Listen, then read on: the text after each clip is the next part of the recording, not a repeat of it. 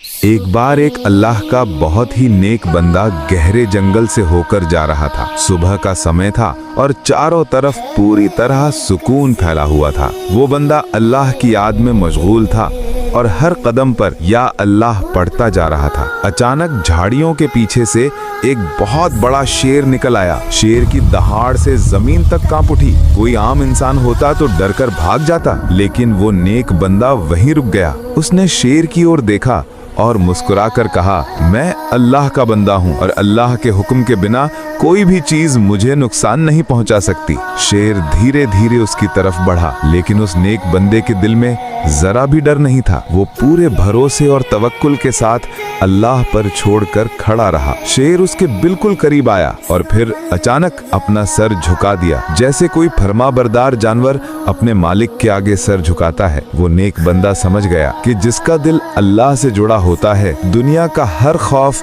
उसके आगे झुक जाता है। शेर ने न सिर्फ उसका रास्ता छोड़ा, बल्कि उसके साथ साथ चलने लगा, बिल्कुल एक मुहाफिज की तरह। जंगल के किनारे तक शेर उसका हिफाजती हमसफर बना रहा। जब वो बंदा जंगल से बाहर निकला, शेर चुपचाप मुड़ गया, जैसे अल्लाह ने उसे सिर्फ उसकी हिफाजत के लिए भेजा हो। जिस इंसान का यकीन अल्लाह पर होता है, उसे जिंदगी का कोई शेर, कोई डर, कोई मुश्किल कभी हरा नहीं सकता। अल्लाह पर तवक्कुल करने वालों के लिए वो हमेशा रास्ता बना देता है। अगर अल्लाह पाक से मोहब्बत है तो वीडियो को शेयर करें और चैनल को सब्सक्राइब करें।